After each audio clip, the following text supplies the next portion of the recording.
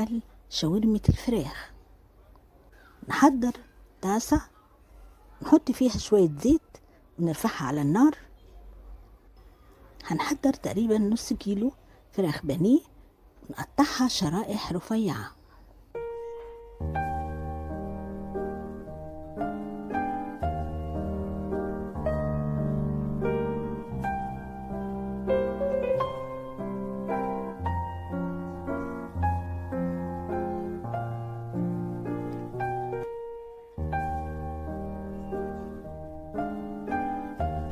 هنضيف الملح والكمون والكزبرة والفلفل الأسود،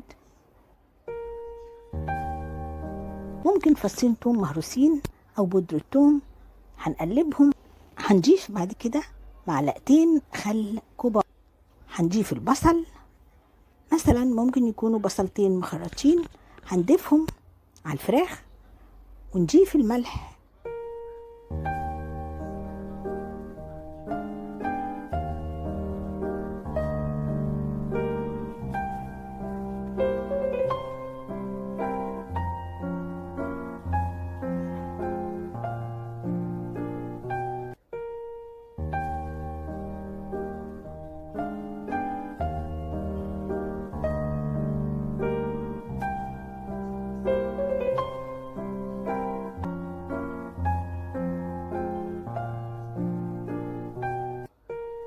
نضيف عليهم علبة زبادي كاملة.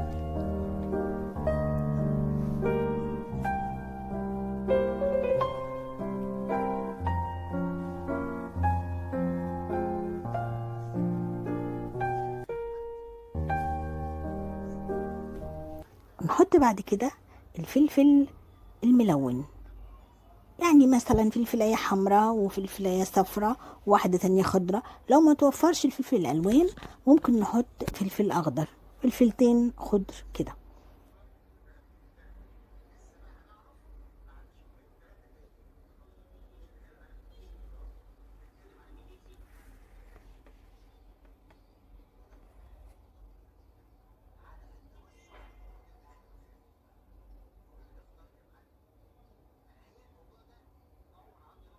نضيف عصير ليمونة كاملة ونقلب لغاية المية ما تتبخر وتنشف. وبالهنا والشفا.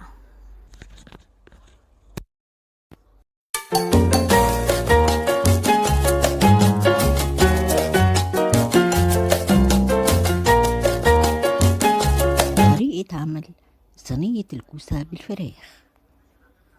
الأول هنقطع الفراخ حسب الطلب وتتغسل كويس جدا بالملح وبالدقيق.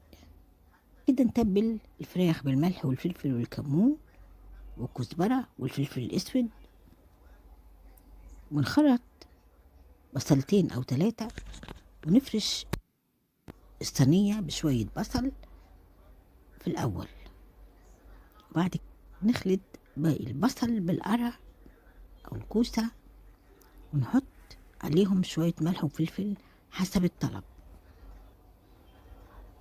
نفرش الصينية بالقرع والبصل ونحط عليهم الفراخ. طريقة عمل الكفتة. نحضر بصلتين مخرطين تخريط رفيع، ونحضر نص كيلو لحمة مفرومة، ونخلط اللحمة المفرومة مع البصل خلط جيد، ونكور اللحمة المفرومة ونحضر طاسة فيها شوية زيت. ولما يسخن الزيت نحط الكور دي في الزيت علشان تتقلي الكفتة، وبعد كده ننشلها وتبقى كفتة بالهنا والشفا.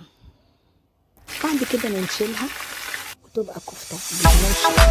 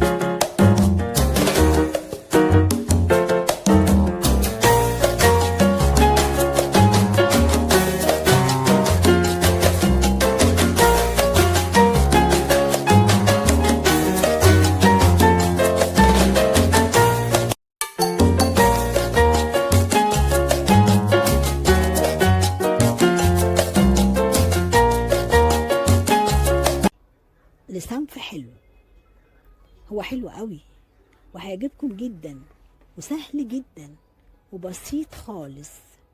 عبارة عن كاستر وجيلي فقط. احنا هنعمل ايه؟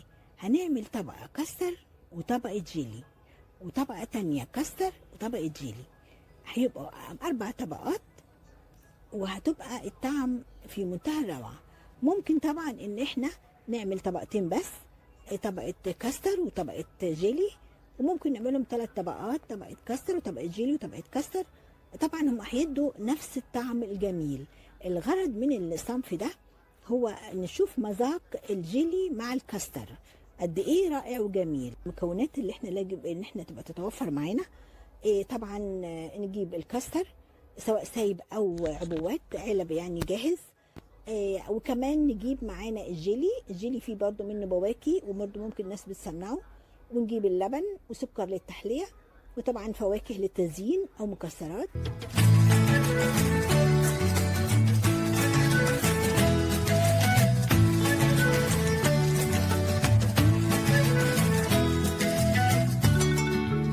اللي انا استخدمته كاستر سايب فانيليا، وبيتباع فين؟ بيتباع في المحلات اللي بتبيع لوازم التورتات والحلويات.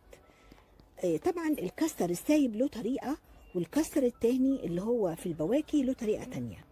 بس انا استخدمت الكاستر السايب اللي هو فانيليا.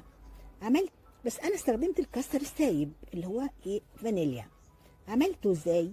حطيت كوبايتين لبن على البارد مع 4 معالق كبار من الكاستر، وقلبتهم كويس جدا لحد اما داب الكاستر في اللبن.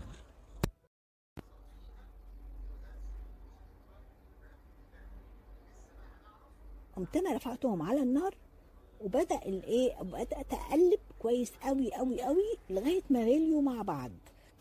وبعدين بدا الخليط يبقى سميك شويه شويه لغايه ما بقى تخن شويه وتقل. بعد كده هنشيلها من على النار وهنبردها شويه، وبعدين نحضر الاناء ونحط فيها الكاستر ده. هنحضر بقى الجيلي طبعا انا جبته باكو جيلي جاهز، والطريقه بتكون مكتوبه على العلبه. والجيلي اللي انا استخدمته هنا جيلي فراوله. الطريقه بقى اللي انا عملته بيها اللي هي مكتوبه في العلبه، اللي هي كوبايه الا ربع ميه مغليه، وهنضيف عليها الباكو اللي هو باكو الجيلي الفراوله، وهنقلب كويس جدا لحد ما يدوب الجيلي في الميه المغليه. هنضيف كوبايه الا ربع ميه بارده عليهم، ونقلب الخليط برضو هو على النار، ونستمر في التقليب لمده دقيقه او دقيقتين. بعد كده نرفعه من على النار ونسيبه يبرد شويه الاناء، ونحطه فيه الكاستر اللي عملنا فيه الكاستر، نحط عليه الجيلي. بعد ما نحط عليه الجيلي نقوم احنا رافعينه فين؟ في الفريزر في التلاجة علشان يجمد.